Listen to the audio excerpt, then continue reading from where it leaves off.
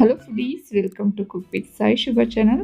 ತುಂಬ high protein ಇರೋವಂಥ, ತುಂಬ ಕ್ರಿಸ್ಪಿ, ಒಳಗಡೆ ಸಾಫ್ಟಾಗಿ ಲಂಚ್ ಬಾಕ್ಸು ಅಥವಾ ಸ್ನ್ಯಾಕ್ಸ್ ರೆಸಿಪೀಸಿಗೂ ಕೂಡ ಬೆಸ್ಟ್ ಅಂತಲೇ ಹೇಳ್ತೀನಿ. ಮಕ್ಕಳು ಸ್ಕೂಲಿಂದ ಈವ್ನಿಂಗ್ ಬಂದ ಟೈಮಲ್ಲಿ ಈ ಥರ ಒಂದು ಮಾಡಿಕೊಡಿ. ಮಕ್ಕಳು ವೆಜಿಟೇಬಲ್ಸ್ ತಿನ್ನಲ್ಲ ಅನ್ನೋರು ಕೂಡ ಈ ಥರ ಒಂದು ಮಾಡಿಕೊಟ್ರೆ ತುಂಬ ಇಷ್ಟಪಟ್ಟು ತಿಂತಾರೆ. ಮಾಡೋದು ಕೂಡ ಅಷ್ಟೇ ಸಿಂಪಲು, ಟೇಸ್ಟು ತುಂಬಾ ಚೆನ್ನಾಗಿರುತ್ತೆ. ಬನ್ನಿ ಈಗ ಹೇಗೆ ಮಾಡೋದು ಅಂತ ನೋಡೋಣ. ಹಾಗೆ ವಿಡಿಯೋ ಇಷ್ಟರೇ ಪ್ಲೀಸ್ ಆದಷ್ಟು ಲೈಕ್ ಮಾಡಿ, ಹಾಗೆ ನನ್ನ ಚಾನಲ್ ಸಬ್ಸ್ಕ್ರೈಬ್ ಮಾಡ್ಕೊಂಡು. ನಾನಿಲ್ಲೊಂದು ಚಿಕ್ಕದೊಂದು ಬ್ರೋಕ್ಲಿನ ತೊಗೊಂಡಿದ್ದೀನಿ. ಅದನ್ನು ಈ ಥರ ಪೀಸಸ್ ಆಗಿ ಕಟ್ ಮಾಡ್ಕೊಳ್ಳೋದು ನೋಡಿ. ಒಂದು 1/4 kg ಆಗೋಷ್ಟರೆ ಸಾಕು. ನಾನಿಲ್ಲಿ ಬಿಸಿನೀರನ್ನು ಕಾಯೋದಕ್ಕೆ ಇಟ್ಕೊಂಡಿದ್ದೆ, ಅದಕ್ಕೇ ಹಾಕ್ಕೊಂಡು ಒಂದೇ ಒಂದು ಕುದಿಸ್ಕೊಳ್ಳೋಣ ಸಾಕು, ಜಾಸ್ತಿ ಬೇಡ. ನೋಡಿ ಈ ಥರ ಒಂದು ಕುದೀತಿದೆ. ಈಗ ಗ್ಯಾಸನ್ನು ಆಫ್ ಮಾಡಿಬಿಟ್ಟು ಇದು ತಣ್ಣಗಾದ್ಮೇಲೆ ಒಂದು ಸಲ ಚೆನ್ನಾಗಿ ತೊಳ್ಕೊಂಡು ಕಟ್ ಮಾಡ್ಕೋಬೇಕಾಗತ್ತೆ.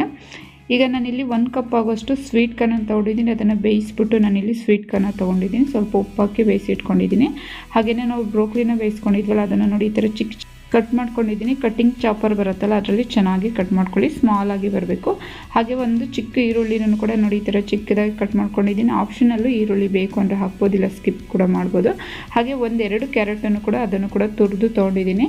ಹಾಗೆಯೇ 2 ಹಸಿರು ಮೆಣಸಿಕಾಯಿನ ಚಿಕ್ಕದಾಗಿ ಕಟ್ ಮಾಡಿ ಹಾಕ್ಕೊಂಡಿದ್ದೀನಿ. ಹಸಿರು ಮೆಣಸಿಕಾಯಿ ಆಪ್ಷನಲ್ಲು, ಬೇಡ ಅಂದರೆ ಮಕ್ಕಳು ಬಾಯಿಗೆ ಸಿಗುತ್ತೆ ಅಂದರೆ ಸ್ಕಿಪ್ ಕೂಡ ಮಾಡ್ಬೋದು. ಹಾಗೆ 1 ಸ್ಪೂನ್ ಆಗೋಷ್ಟು ಕಾಳು ಮೆಣಸು ಪುಡಿ, ಹಾಗೆಯೇ ಸಾಂಬಾರು ಸೊಪ್ಪನ್ನು ಕೂಡ ಹಾಕೋತಿದ್ದೀನಿ.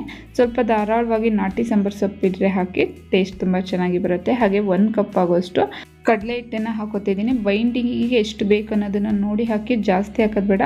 ಆ ವೆಜಿಟೇಬಲ್ಸ್ ಎಲ್ಲ ಚೆನ್ನಾಗಿ ಬೈಂಡಿಂಗ್ ಆಗಬೇಕು, ಅಷ್ಟನ್ನು ಹಾಕೋಬೇಕಾಗುತ್ತೆ. ಹಾಗೆಯೇ ರುಚಿಗೆ ತಕ್ಕಷ್ಟು ಉಪ್ಪನ್ನು ಕೂಡ ಹಾಕ್ಕೊಂಡು, ನೀರನ್ನು ಏನು ಹಾಕ್ಕೊಳ್ದಂಗೆ ಇದನ್ನು ಮಿಕ್ಸ್ ಮಾಡ್ಕೊಳ್ಳೋಣ.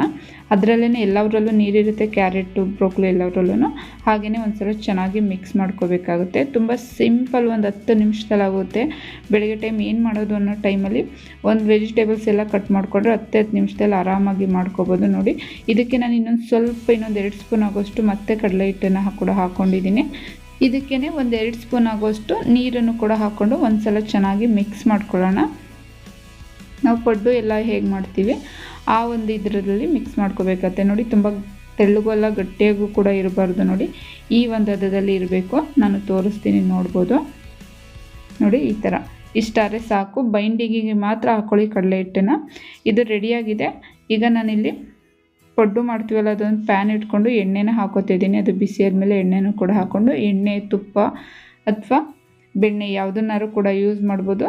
ಇದನ್ನು ಹಾಕ್ಕೊಂಡು ನಾವು ಸ್ವಲ್ಪನೇ ನಾವು ಮಿಕ್ಸ್ ಮಾಡಿ ಇಟ್ಕೊಂಡಿದ್ವಲ್ಲ, ಅದನ್ನು ಹಾಕೋಬೇಕಾಗುತ್ತೆ. ನಾವು ಪಡ್ಡು ಎಲ್ಲ ಹೇಗೆ ಮಾಡ್ತೀವಿ ಹಾಗೆಯೇ ಮೀಡಿಯಮ್ ಫ್ಲೇಮಲ್ಲಿ ಇಟ್ಕೊಂಡು ಬೇಯಿಸ್ಕೊಳ್ಳೋಣ. ತುಂಬ ಕ್ರಿಸ್ಪಿಯಾಗಿ, ಒಳಗಡೆ ಸಾಫ್ಟಾಗಿ ತುಂಬಾ ಚೆನ್ನಾಗಿ ಬರುತ್ತೆ. ಲಂಚ್ ಬಾಕ್ಸ್ಗಂತೂ ಬೆಸ್ಟ್ ಅಂತಲೇ ಹೇಳ್ತೀನಿ. ಇನ್ಸ್ಟೆಂಟಾಗಿ ಏನಾರು ಮಾಡಬೇಕು, ಏನು ಮಾಡೋದು ಅಂತ ಗೊತ್ತಾಗದೇ ಇರೋ ಟೈಮಲ್ಲಿ ಈ ಥರ ವೆಜಿಟೇಬಲ್ಸ್ ಇದ್ದಾಗ ಒಂದು ಸಲ ಟ್ರೈ ಮಾಡಿ. ತುಂಬ ಇಷ್ಟಪಡ್ತಾರೆ ಮಕ್ಕಳು, ದೊಡ್ಡವರು ಎಲ್ಲರೂ. ಈಗ ಹಾಕ್ಕೊಂಡಾಗಿದೆ. ಇದನ್ನು ಮೀಡಿಯಮ್ ಫ್ಲೇಮಲ್ಲಿ ಇಟ್ಕೊಂಡು 1-2 ನಿಮಿಷ ಬೇಯಿಸ್ಕೋಬೇಕಾಗುತ್ತೆ. 1-2 ನಿಮಿಷ ಬೆಂದಿರೋದನ್ನು ಈ ಥರ ಮಗ್ಚ್ ಹಾಕ್ಕೊಂಡು ಎಲ್ಲದನ್ನು ಇದೇ ಥರನೇ ಬೇಯಿಸ್ಕೊಳ್ಳೋಣ.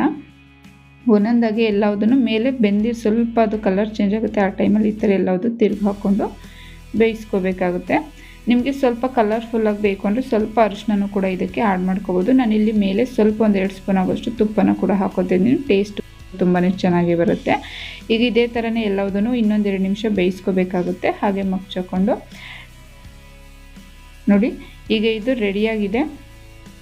ಇಷ್ಟು ಆದರೆ ಸಾಕು, ಇದು ರೆಡಿಯಾಗಿದೆ. ಇದನ್ನು ಒಂದೊಂದಾಗಿಯೇ ತೆಗೆದು ಒಂದು ಪ್ಲೇಟಿಗೆ ನಾನಿಲ್ಲಿ ಸರ್ವ್ ಮಾಡ್ತಿದ್ದೀನಿ. ತುಂಬ ಸಿಂಪಲ್ ಆ್ಯಂಡ್ ಟೇಸ್ಟಿಯಾಗಿ ತುಂಬ ಚೆನ್ನಾಗಿ ಬರುತ್ತೆ. ಟ್ರೈ ಮಾಡಿ, ತುಂಬ ಇಷ್ಟಪಡ್ತೀರಾ. ಮಕ್ಕಳು ಈವ್ನಿಂಗ್ ಸ್ನ್ಯಾಕ್ಸ್ಗಾಗಿರ್ಬೋದು, ಲಂಚ್ ಬಾಕ್ಸ್ಗಾಗಿರ್ಬೋದು, ಬೆಸ್ಟ್ ರೆಸಿಪಿ ಅಂತಲೇ ಹೇಳ್ತೀನಿ. ಒಂದು ಸಲ ಟ್ರೈ ಮಾಡಿ, ಹೇಗೆ ಬಂತು ಅಂತ ಕಾಮೆಂಟ್ ಬಾಕ್ಸಲ್ಲಿ ಕಾಮೆಂಟ್ ಮಾಡಿ ಫ್ರೆಂಡ್ಸ್. ವಿಡಿಯೋ ಇಷ್ಟ ಆದರೆ ಪ್ಲೀಸ್ ಆದಷ್ಟು ಲೈಕ್ ಮಾಡಿ, ಫ್ಯಾಮಿಲಿ ಆ್ಯಂಡ್ ಫ್ರೆಂಡ್ಸ್ಗೆ ಶೇರ್ ಮಾಡಿ. ಮತ್ತಷ್ಟು ನ್ಯೂ ರೆಸಿಪೀಸ್ಗಾಗಿ ನನ್ನ ಚಾನಲ್ ಸಬ್ಸ್ಕ್ರೈಬ್ ಮಾಡಿಕೊಂಡು ನೋಡಿ. ಮತ್ತೊಂದು ನ್ಯೂ ರೆಸಿಪಿಯೊಂದಿಗೆ ನಾನು ನಿಮ್ಮನ್ನು ಮೀಟ್ ಮಾಡ್ತೀನಿ. ಅಲ್ಲಿವರೆಗೂ ನಮಸ್ಕಾರ.